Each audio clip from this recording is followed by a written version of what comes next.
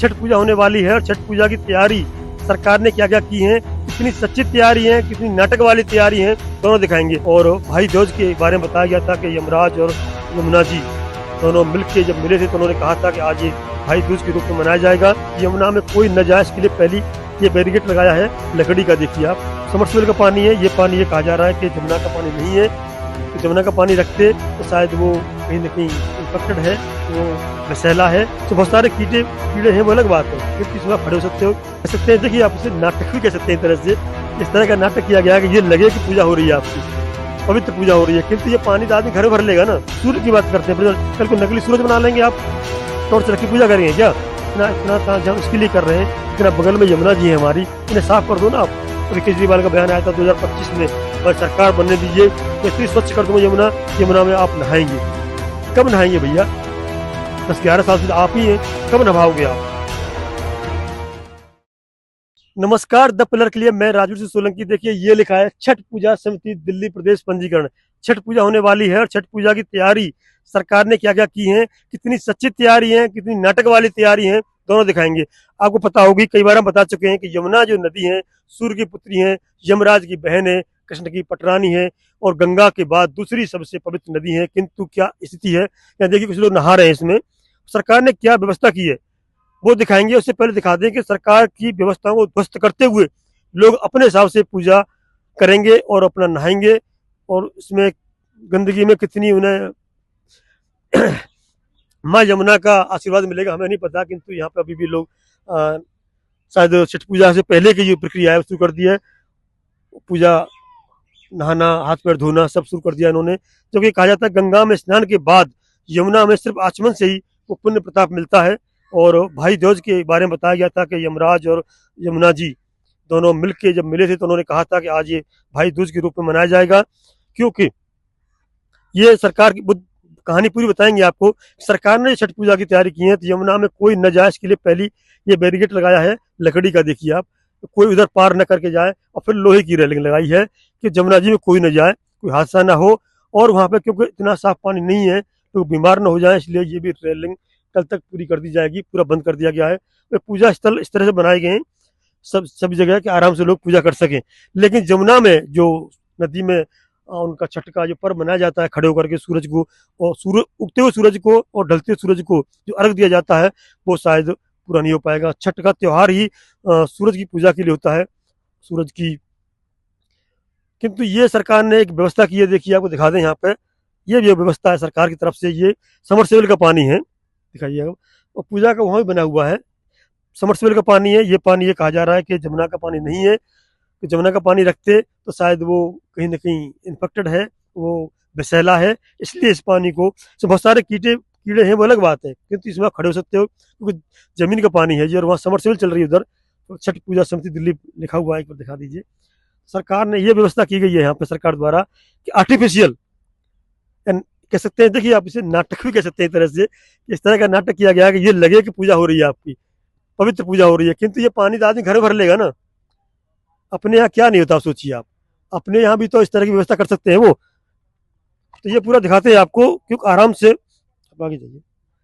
तो ये आपको अगर ऐसा रहेगा कि तो आदमी घर में अपने में छोटा सा तालाब बनाएगा, वहां पूजा कर लेगा घूम के। तो उसको यहाँ क्यों आएगा वो आदमी? यहाँ इसलिए आता है कि यमुना नदी है या गंगा नदी है, कोई भी पवित्र नदी है, उस पवित्र नदी में खड़े होकर के सूर्य को अर्घ दिया जाता है, उसका महत्व है।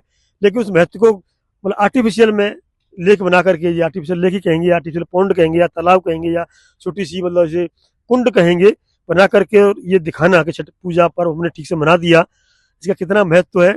ऐसा कहीं नहीं लिख रहा है कि आर्टिफिशियल बना करके आप पूजा करेंगे। पूजा का मतलब पूजा होता है।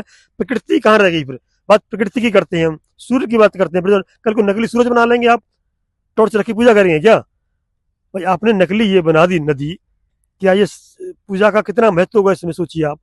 क्या क्या नकली बनाएंगे आप? ये नहीं होना चाहिए। ये कहीं ना कहीं आपको सिद्ध करना पड़ेगा। इतना इतना तामझाम इसके लिए कर रहे हैं, इतना बगल में यमुना जी है हमारी, इन्हें साफ कर दो ना आप। बताया था कि पिछली वीडियो हमने कई बार बताया, 7,000 करोड़ का बजट आया, कहाँ गया? कितनी सफाई हुई यमुना की? जब और शहरों में और नदियों के रिवर फ्रंट बन सकते हैं तो हमारा क्यों नहीं बन सकता? जमुना और नदी साफ हो सकती है, विदेशों में नदियाँ साफ हो सकती हैं तो हमारी यमुना साफ क्यों नहीं हो सकती? देखिए ये समरसेबल का पानी आ रहा है यहाँ पे, और इससे आर्टिफिशियल ये तालाब बनाया गया है, पौंड जो भी कहें या कुंड कहें, इससे छठ पूजा होगी। सिर्फ एक सांकेतिक कह सकते हो आप, सांकेतिक पूजा कहेंगे इसको आप। सर्वमान्य पूजा वो होती है, जैसे कि बिहार में देखा होगा आपने, गंगा जल या कुंभ में देखेंगे आप, गंगा में स्नान होता है। प्रयागराज में 12 साल बाद कुंभ लगने वाला है, तो वहाँ पे गंगा यमुना सरस्वती का संगम है, वहाँ पे स्नान होता है ना। ये थोड़ी ना कहीं भी कुंभ बना लोगे आप। आर्टिफिशियल आर्टिफिशियल होता है, और प्राकृतिक या नैसर्गिक कहें, वो नैसर्गिक होता है, प्राकृतिक होता है।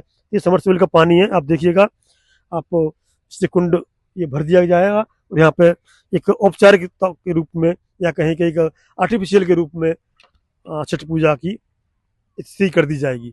छठ पूजा कोई भी पूजा हो, मैं विशेष तौर पर कहूँगा, जो भी पूजा है वो प्रकृति के हिसाब से होनी चाहिए, जो हमारे वेद पुराण में लिखा गया है, बताया गया है, विधि विधान बताया गया है, उस हिसाब से पूजा होनी चाहिए। किंतु इस तरह से सांकेतिक पूजा से क्या पुण्य मिलेगा, कितना पुण्य मिलेगा, कितना फल मिलेगा, ये तो समय बताएगा। लेकिन कहीं ना कहीं हमें इन चीज़ों में ध्यान देने के बजाय उस यमुना जी की सफाई होनी चाहिए, उसे ध्यान भटकाने के लिए ये आडंबर करने पड़ते हैं। इससे अच्छा है कि यमुना जी को एक बार साफ कर दो, फिर कभी इस तरह के पॉन्ड नहीं बनाने पड़ेंगे, कोई तालाब नहीं बनाना पड़ेगा, कोई अप्रकार प्रकार प्राकृतिक चीज़ों से पूजा नहीं करनी पड़ेगी।